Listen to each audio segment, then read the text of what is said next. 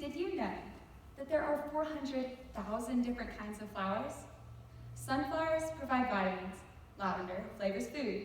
Passionflower treats anxiety. Dandelions grow wild. Cycad trees stand alone. Devil's ivy needs little attention, while azaleas require specific care. Some of these flowers you've probably heard of before. Others you may be unfamiliar with. 400,000 unique types of flowers all offer something different to this world. 400,000 unique types of flowers grow in all kinds of environments. What would a garden yield if not for its plentiful variety? Who is to say that an azalea is more beautiful than a daisy? What gives one creation more worth than another? Who is to say that anyone is more valuable than sweet Rose? Rose is one of the happiest little girls you will ever meet. Her precious smile and shining almond-shaped eyes are distinct physical features of Down syndrome. I met Rose last summer at Johnny and Friends family retreat, though I changed her name for privacy purposes. This blonde-haired, joy-filled little girl loves to lay down just to look at the ceiling, splash in the pool water, and enthusiastic, affectionate hugs. But her mother tells me that Rose enjoys few things in life more than going on a picnic. The comforting feeling of lush grass beneath her feet, the warmth of the sun on her face, the calming breeze fingering through her hair. Rose loves it all. It would not be uncommon to catch Rose boldly calling out to the woman taking a jog, or waving to a gentleman resting on a bench, only to turn around, sprint into her father's lap, and plant a kiss on his cheek. Her infectious laugh never fails to bring a smile to her mother's face. Think for a moment, though, if Rose had been aborted due to prenatal diagnosis of her Down syndrome. She never would have gone on a picnic. Her mother and father never would have smiled at the sound of her laugh. I never would have been touched by her excitement and joy in life. Her ability to offer joy to this world would have been stolen from her. A gorgeous seedling plucked like a weed. Most recent studies from experts in medical genetics say that in 2018, 67% of all babies diagnosed with Down syndrome during early development were terminated. Down syndrome is easily the most frequent and recognizable prenatally diagnosed disease. Termination rates of other abnormalities are often matched, if not higher. The BBC defines selective termination as, quote, an abortion that occurs in cases where a particular fetus is perceived as having undesirable characteristics, end quote. With increased scientific advances and awareness about prenatal testing, selective terminations have become prevalent. Prenatal testing rates worldwide greatly increased in 1994, and at about the same time, Down syndrome births steadily began to decrease. According to the government of Iceland, quote, on average for the past 10 years, 2 to 3 children are born each year with Down syndrome in Iceland, end quote. Selective terminations are slowly eradicating the beauty, the uniqueness, and the design of God's human creation. David writes in Psalm 139:13, quote, for you created my inmost being. You knit me together in my mother's womb, end quote. All life is created by the very hands of God and is therefore inherently purposeful, valuable, and loved. God has carefully sown his garden, tending to his children diligently, watching over each and every one as they grow and blossom in their own time and in their own way. However, the value of life has been challenged. Challenging God's design, prenatal testing for genetic abnormalities devalues life by enabling selective abortion and misrepresenting what it means to live a fulfilled life.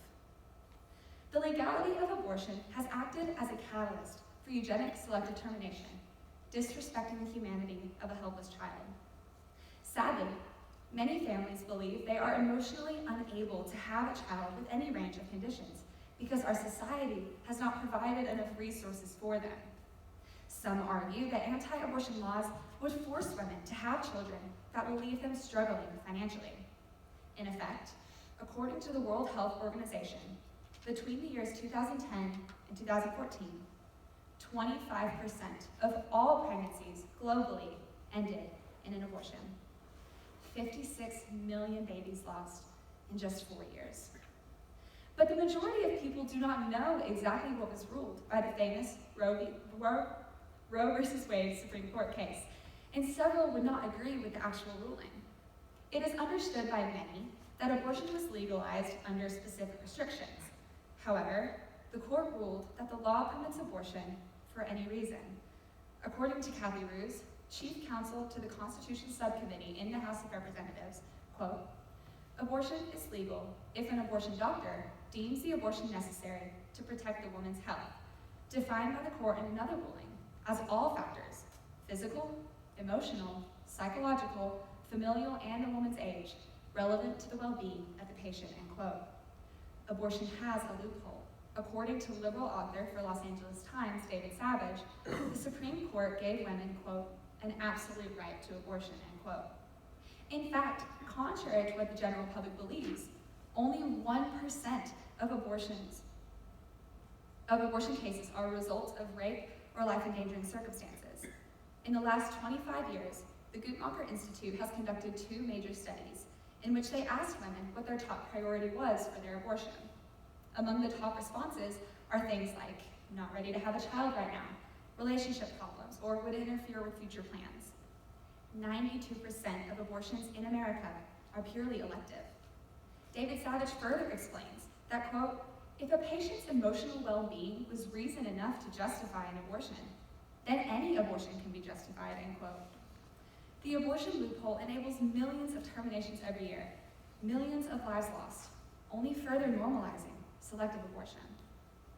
Whether or not abortion remains legal indefinitely, an unborn baby is undeniably human. Even journalist Naomi Wolf, American liberal feminist and former political advisor to the Clinton administration, argued in a groundbreaking article in 1996 that, quote, "The abortions rights community should acknowledge the fetus in its full humanity, and that abortion causes a real death," end quote. A simple breakdown of the fetus's development leaves no doubt of the child's full humanity at any stage of the pregnancy. Scientists do not dispute the fact that at conception, a zygote is formed, quote, "composed of human DNA and other human molecules, so its nature is undeniably human," end quote. At conception, the zygote has a completely unique genetic composition, distinct from the design of any other human in existence. At only 22 days, monitors detect the sweet sound of a heartbeat. At 6 weeks, the eyelids, nose, mouth, and tongue have all formed. Just a couple of weeks later, monitors detect brain activity, and at a quick 10 weeks, the bodily structures have formed, and the child has complete control over its own body. Furthermore, parents can now see a, quote, "real-time video of the active life of the child in the womb, clasping his hands, sucking his thumb, yawning, getting the hiccups, covering his ears to a loud sound nearby, even smiling," end quote.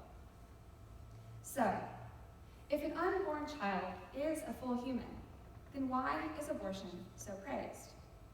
The anthem of our society is to do what's best for you. If a child will cause financial shame, bring familial shame, bring financial hardships, or have genetic abnormality, then more times than not, society encourages the family to terminate the pregnancy, because somehow that is more acceptable than bringing the life into this world. According to House of Representatives member Kathy Roos, quote,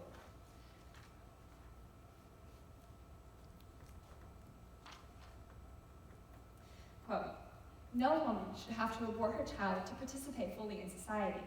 If a pregnant woman or mother cannot participate in society, then something is wrong with society," end quote. Women deserve better than abortion. Its legality is only a reflection of a lack of resources, care, and support for all women and children. Abortion is not an answer, yet somehow people have come to encourage, praise, and fight for this incompetent solution.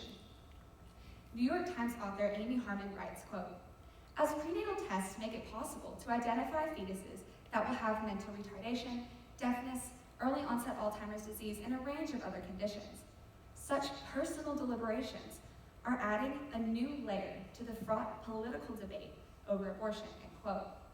However, abortion should be held far away from politics. Abortion is morally wrong and directly contests the value of human life.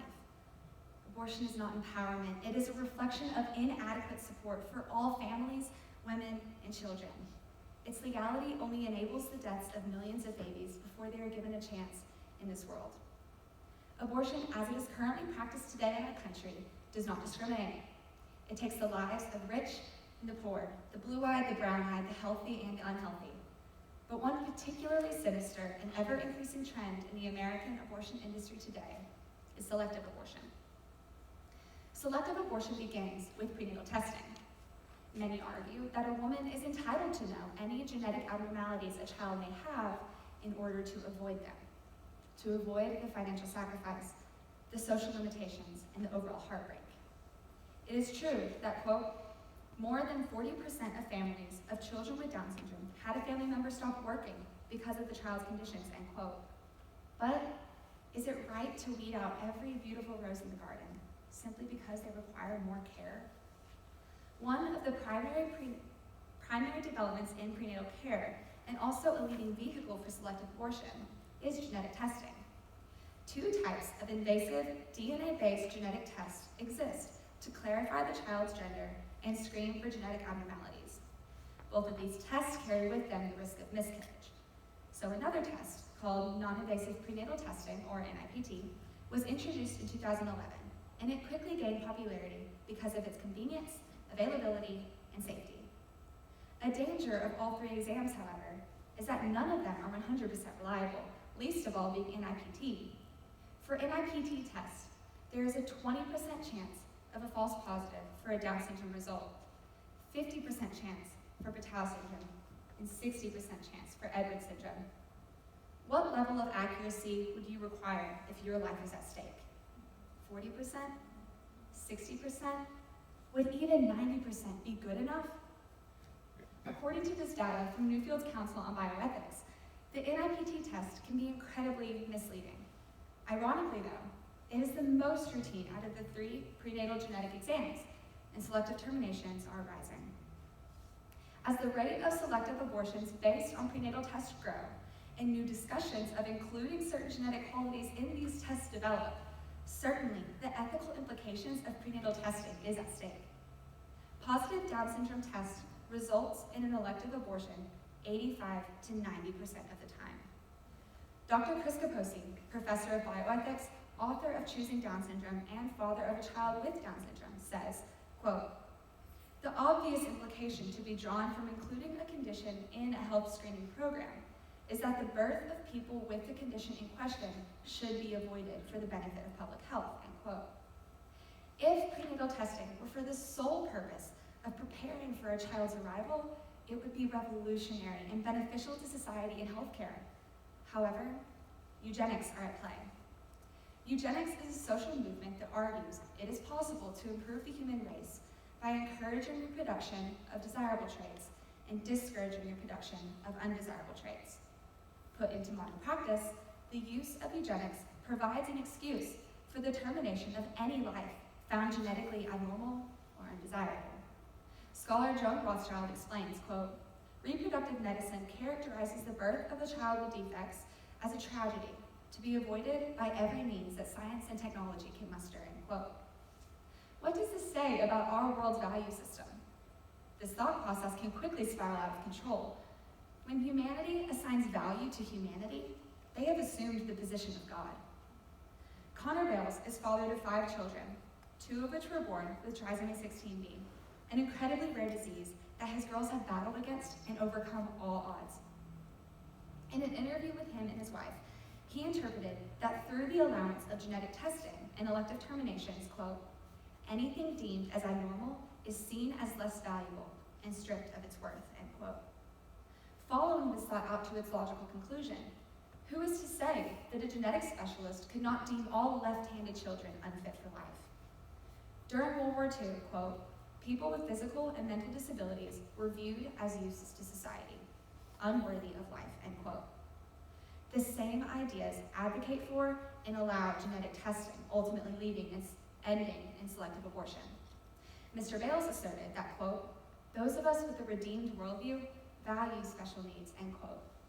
All life is valuable, not because of human ideology, but because of divine mandate and origin, the Imago Dei. Prenatal testing, genetic testing, within the context of abortion, by its very nature, calls into question the value of certain life. Prenatal technology has changed medicine forever, for better and for worse. But just because a woman can know something, must she? Since the introduction of prenatal testing, society has slowly normalized selective terminations, and an unprecedented number of lives have been lost. Since the introduction of prenatal testing in 2007, it has become widely accepted by healthcare providers. As a direct result, between 2006 and 2010, abortion after a prenatal diagnosis reduced the population of individuals living with Down syndrome in the United States by 30%. In 4 years, elective terminations have erased 30% of an entire population in the United States, a population of helpful, valuable, capable, beautiful people. One of these people is Frank Stevens. As a man with Down syndrome, he has devoted his career to adamantly advocating for individuals with genetic disorders. Before the US Congress, Stevens testified with a shaking voice, quote, "In places as widespread as Iceland, Denmark, and South Korea, government officials have proclaimed that these government-encouraged terminations will make them Down syndrome free by 2030. It is hard for me to sit here and say these words. Seriously, I don't feel that I should have to justify my existence," end quote. Since its introduction, prenatal testing has contributed to the overall abortion genocide, increasing elective terminations on the basis of abnormalities that thousands of people live with every day. Social stigma surrounding disabilities lead the general public to believe that individuals with special needs leave their families drowning financially, struggling socially, and drained emotionally. Having a child with genetic abnormalities requires specific schooling, daycare, transportation, and living adjustments. In fact, Helga Olafsdottir, the head women's counselor at Landis Patali Hospital, writes in her justification for abortion, quote, "We don't look at it as murder. We look at it as something we ended. We ended the suffering for the child and the family. And I think that is more right than seeing it as murder," end quote. What may seem like a small thing is in fact one of the greatest contributors to elective abortions today. The idea in society that a disability is the defining feature of an individual and one to be pitied. Beyond improving the information that parents receive about particular disabilities, shifts in public attitudes towards special needs will start to normalize disability as a part of family diversity. Janice Gonzalez, a doctor and a parent, explains her newfound sense of unconditional love after her daughter's birth. The diagnosis of Down syndrome, quote, "shattered her dreams of leading a perfect life." But as she got to know her, she realized her daughter wasn't flawed at all.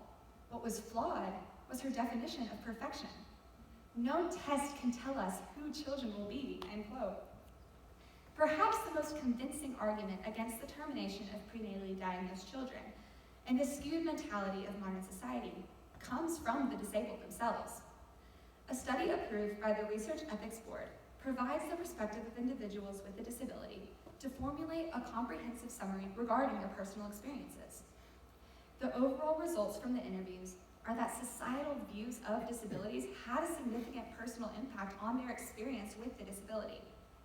One participant, who was born with spinal muscular atrophy, described her experience with others like this, quote, "When people speak to me on the phone, they have no idea I'm in a wheelchair. When they meet me in person, there's obviously a moment of shock. So that tells me their perceptions of disabilities. There's an ongoing perception that individuals with disabilities are less competent, less able to participate in society, not seen as full citizens," end quote. Another participant said it like this: "It is not a disability itself that impedes a person's ability to flourish, but rather a prevalence of discrimination from members of the able-bodied population," end quote. Yes, selective terminations in all abortion is morally unjust, but rather than challenging laws and regulations regarding abortion procedures, what needs to be challenged is the notion in society that physical and developmental impairments are tragedies. Parents need to be reassured that they can in fact raise children with special needs, and our society must do more to provide emotional, cultural, and social support for those families.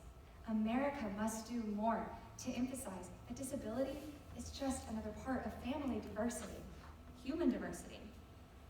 For example, an article from The Atlantic notes that, quote, popular depictions of disabled people in literature, film, and elsewhere, such as the rebarbative Mr. Potter and It's a Wonderful Life, have long signaled that living with an impairment must be miserable. But for those who actually engage with disabled people, rather than avoiding them on the street or cordoning off their children for fear of seeming rude, will create a far more complex picture, end quote. In another study, one man born blind explained, quote, it's kind of crazy actually, some of the strange things that people believe about something they actually know nothing about, end quote. Every single individual has something beautiful to offer because they were created with purpose by an intentional creator who doesn't make mistakes. Elective terminations directly contest the idea that all individuals have inherent value. They imply that individuals with disabilities are a burden, a mistake, a tragedy. This is a skewed cultural conception, however, and ultimately a lie that degrades people with physical or developmental impairments. To clarify, I am by no means implying that a life with a disability is free of sacrifice, hardship, and trials. On the contrary, Mr. Bales asserted that, quote, Christianity has failed to be honest about the difficulty of caring for those with disabilities, end quote. Yet, the most frequent sentiment repeated by parents with children with disabilities is, they change lives. Parents who abort children after a prenatal diagnosis often claim that it is more humane to end the child's life before it begins than to birth a child that will not live past teen years or even infancy.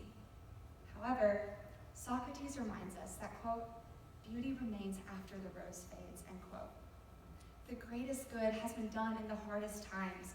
No matter how long the lifespan, no matter how difficult the journey, every blooming flower bears beauty in the garden of life. So no, not every life is perfect, but every life has inherent value, a God-given identity, and a life worth living. Cultural misconceptions of lives with disabilities drive abortionists to allow for selective terminations, devaluing the lives of individuals with disabilities and children who do not even have a voice. In order to battle the growing weeds of fear, parents must be reassured that their children will be able to thrive because our society has taken steps to plant seeds of opportunity, community, and support for all lives. Genetic counseling is often the first encounter with information a parent is offered regarding a new diagnosis. A study conducted by the National Society of Genetic Counselors reported that 86% of counselors mentioned pregnancy termination in an analysis of positive test results. Due to a lack of regulation, the information that parents receive from healthcare providers varies from hospital to hospital, and highlighting limitations of disabilities often leads families to terminate the pregnancy. In places around the world, the government does not legally require abortions, but encourages them so much so that certain disabilities are drifting towards extinction. This kind of societal expectation has led to more and more abortions every year, without any force of law. This is evidence that the mentality of a nation can move mountains. So where does this attitude shift begin? With genetic counselors. I propose that a program be developed that provides information to prospective parents and advocates for children with special needs called Grace to Grow. Grace to Grow would serve two goals. The first is to partner with hospitals and provide a counseling agency that values all life. At the point of diagnosis, healthcare providers could offer Grace to Grow as a means for parents to receive a balanced portrait of a disability. Parents should be prepared for the difficulty of the journey to which they have been called, but Grace to Grow would encourage and support families by reassuring them that they will have the resources necessary for their child to thrive. The second goal of Grace to Grow would be to partner with schools, churches, and daycare centers to advocate for child diversity and equip facilities to provide a space for all types of children. Much like any other advocacy program, Grace to Grow would provide a means for these facilities to become certified. Certification would require development in three areas: the teachers, the student body, and the facility itself. First, educators would be trained on how to manage a classroom that includes a child with a disability. If teachers could learn about disabilities, they would be able to learn who each child is beyond their barrier and understand their personality. Teachers learn all the time how to address different kinds of learning styles. Grace to Grow could help add another layer by educating teachers on the different ways that children with special needs learn new information. In this way, the teacher can help all of their students to grow, learn, and thrive. Secondly, the student body would similarly be taught about disabilities. Every child is unique and different, but ultimately all children have the same heart. Children want to play, to be understood, to feel safe and loved. One who is especially familiar with these desires is Supreme Court Justice Sonia Sotomayor. When she was 7 years old, she was diagnosed with juvenile diabetes and went on to write a child's book titled, Just Ask. She writes in her letters to readers that, quote, to take care of herself, she had to do things other kids did not. Some of us have conditions that require medicines or tools to manage things that other kids never have to deal with.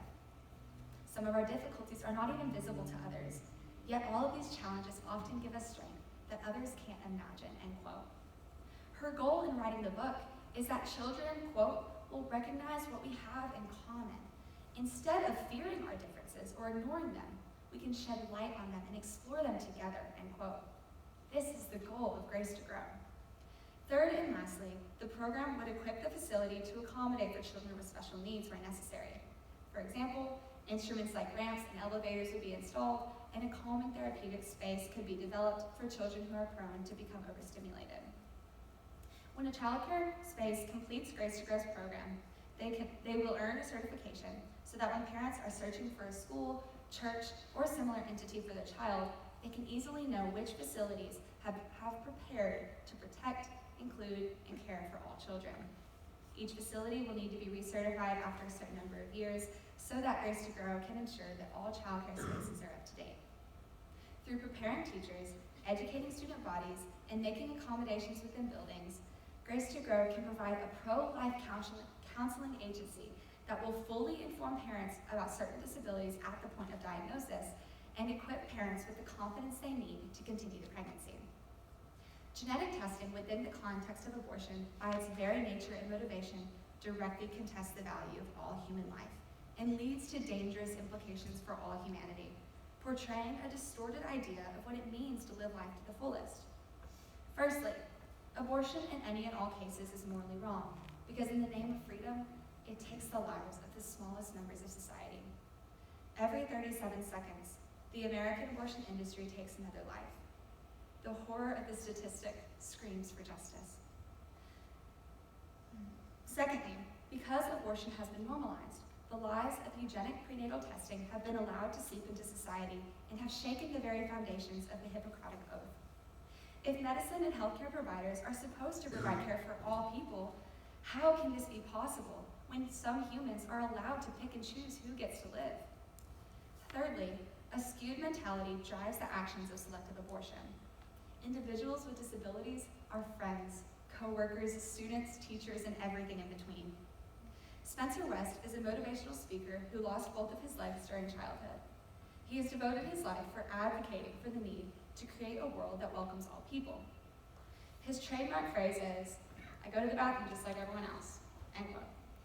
He says this to emphasize that while his life looks very different than most people, we are all just people. 7.9 billion unique people who all offer something different to this world. 7.9 billion unique people, like Rose, who are worthy of life. 7.9 billion unique people, valuable, worthy, inspired by the breath of God, intentionally created for life, and pruned for a purpose by the good gardener. Thank you.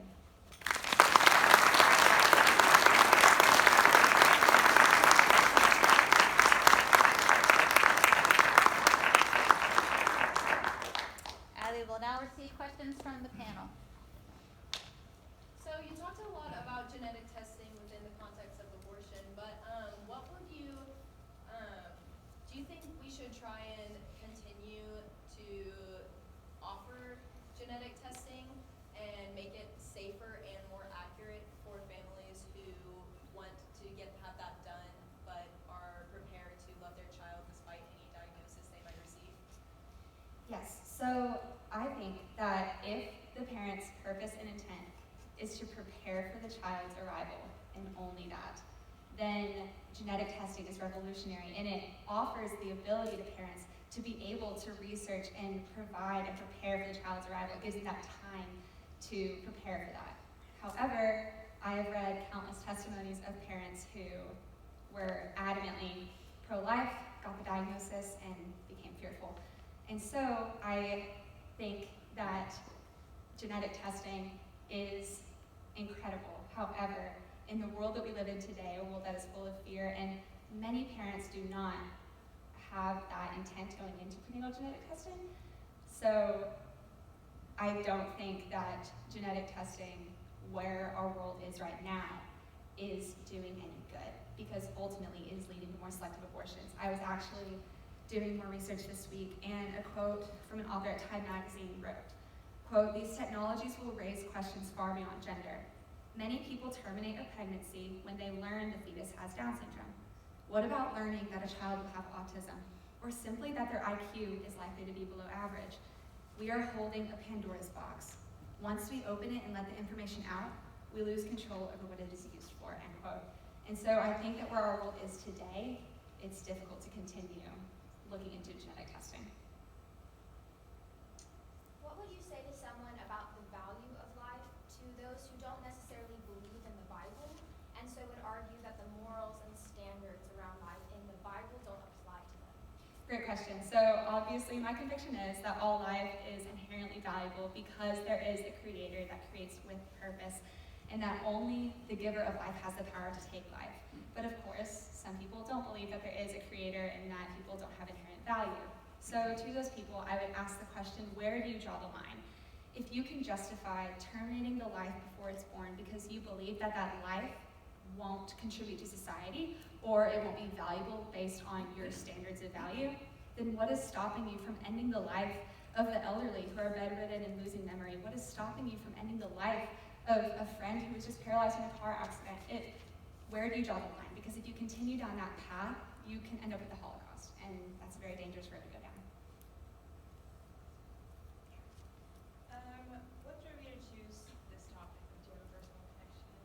Yeah, so on the first day of school, actually, the first period, Mr. Reeves was introducing our worldview class, and he was explaining why it is important to work through difficult topics like such and figure out where we stand on certain morals, because there are very sticky situations where morals do not seem black and white, they are gray, and one of the scenarios that he brought up was selective abortion.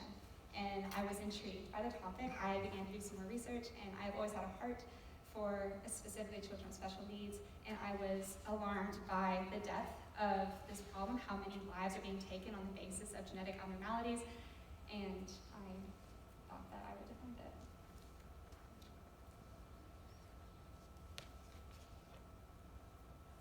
Great job, Allie. Thank you. So you made a claim right before you got to your solution, and it kind of piqued my interest. You said that the government encourages abortions. What are you basing that claim on? So I wouldn't necessarily say our government, but governments like Iceland, Denmark, South Korea, and yes, Iceland, the first quote that I have. I'm basing that off of research that I have found where, like Frank Stevens said, that these government officials have proclaimed that the terminations will make them Down syndrome free by 2030, and also on average for the past 10 years in Iceland, only 2 to 3 children are born with Down syndrome in Iceland every year. And so these governments don't legally require them, but I made that claim to emphasize that these government encourage, there's a mentality possibly in those nations where it is more normalized and more acceptable to go ahead and end that child's life, and therefore these certain disabilities are drifting towards extinction. And I'm basing that off of my research and quotes that I found. That's good. Yeah, I just have one more question. Great job, great answer. Thank you. So how do abortion rates align with socioeconomics? So that's a great question. And I actually thought about exploring that more at the beginning of researching my thesis, and I didn't go much in depth about that, so I wouldn't be able to tell you completely how that all aligns. So when you talk about selective abortion, then how do you know that people are choosing to abort because of the genetic? I mean, does every woman get they don't all get this test, No. right? So I've got to think of some women that don't have access to like full health care. If they're not getting the genetic testing, then they're aborting for other reasons, perhaps, that fall under that emotional, physical, mental, that the doctor can say.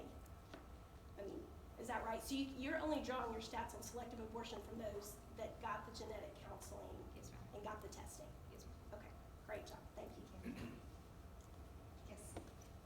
Your paper focused on the selective testing for disabilities. Did you find any research that this could possibly lead to selective abortion for other things such as gender, or is it testing developed for certain characteristics or traits? And could this lead to aborting for those purposes, or are there countries that are doing this already?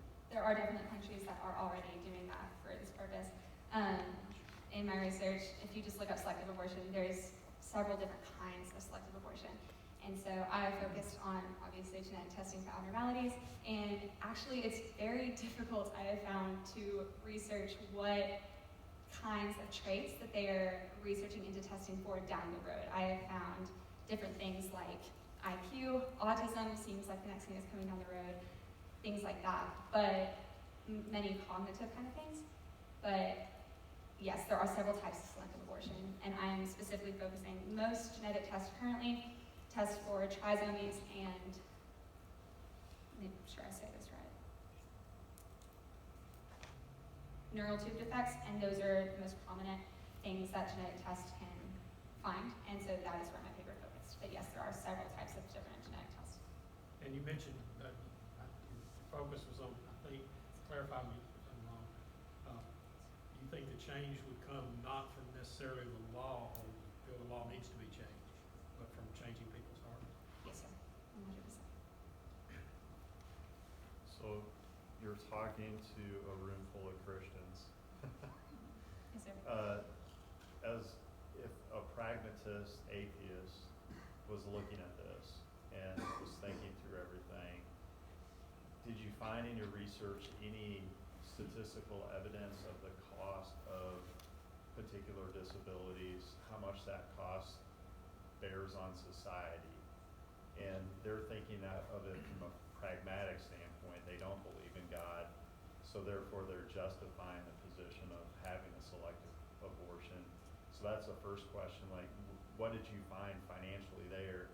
And then with regard to your solution of Grace to Grow, had you done any thinking about funding on how to make that happen, and where would you see that being implemented? What kind of money are you talking about to try and make that happen? Because if the society is wanting to abort because of financial and pragmatic reasons, it makes sense that if you're going to provide a solution, that there needs to be some kind of understanding of what the financial requirement would be.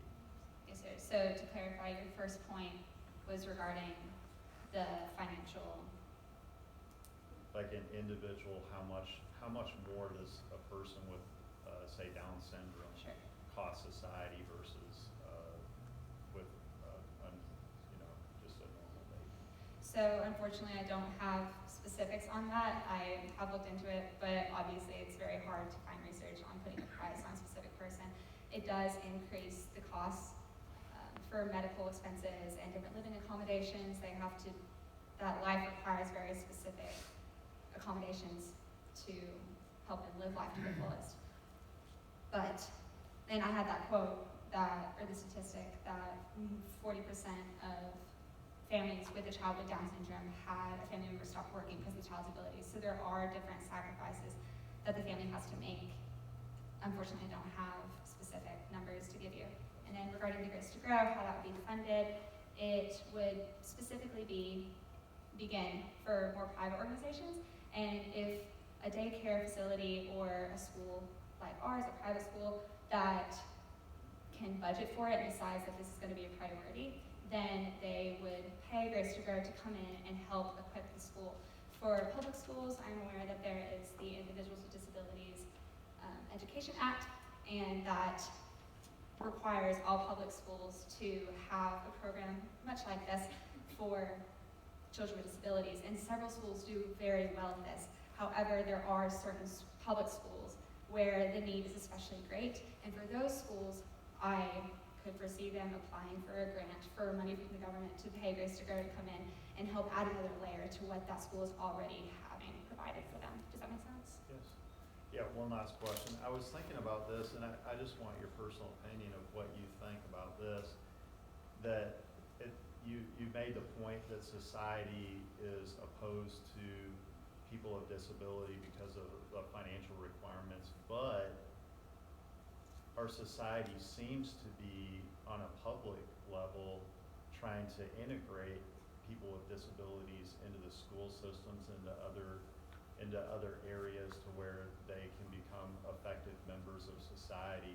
Why do you think there's so counter views in the way that we're handling babies who are unborn versus people with disabilities who are alive?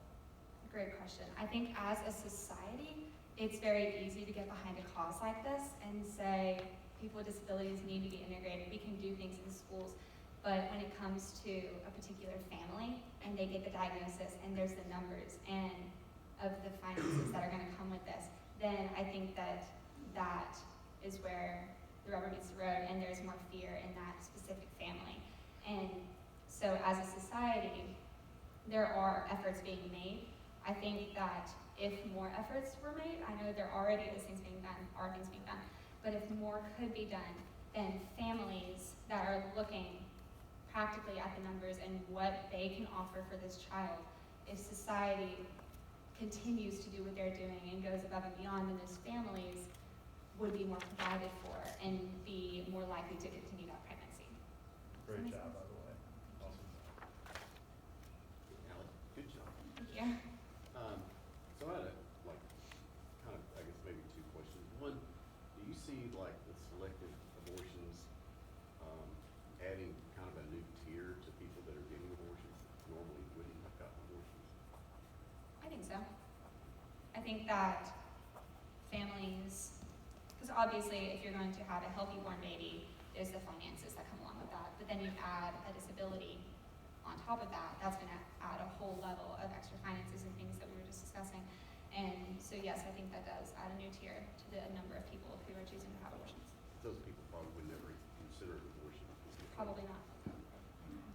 And you mentioned something about extinction of, so is that a claim to selective abortions that if there are going to be less and less kids with Down syndrome, obviously they're going to be the ones that they abort for less, but does that change the genetics of more coming down the line? Or is that, you see what I'm saying? Are they claiming that they can, by doing this, we're going to eradicate some of these things? Right. I think that those claims to extinctions were made in quotes in my research that I found. I think that makes sense. If there are less individuals with Down syndrome, then less will be coming down the line. But also, I'm not necessarily sure that I know all the ins and outs of that. That makes sense, but I'm not 100% sure how to answer that.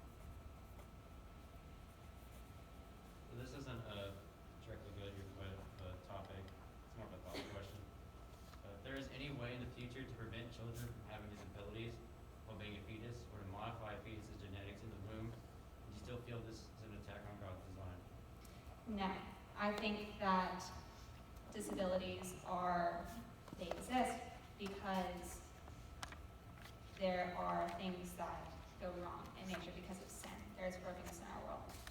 However, I do believe, and I stand by my claim that God is an intentional creator who doesn't make mistakes, because I think that God works through that brokenness. If medicine down the road has the ability to modify those chromosomal abnormalities or anything like that, then 100%, God gave us medicine for healing. It's a gift. And so if we can we do things once the child is born, we intervene medically to give them the best life possible. So if that can be done even earlier in the womb, then I think that that's a gift that God has given us. Hannah? So moving away from the subject of special needs just for a moment, would you be 100% opposed to the abortion of a child in which the mother's So, great question, and something that I have personally wrestled with a lot. My topic specifically more covers if natural causes were to take place and a life would be born and that life would be lived, no matter how long that life's been, no matter what that life would look like, if that life would be lived, then we do not terminate that life. So that is where my paper focuses. I have wrestled with the question of whether the mother's health is at risk and the child will have a terminal disability, and that's not really where my paper focuses, but I have given consideration that, and it's a great thought. Okay, well, audience, I'm sorry. If you have questions for Allie, you're going to have to catch her in the hall because Allie is done.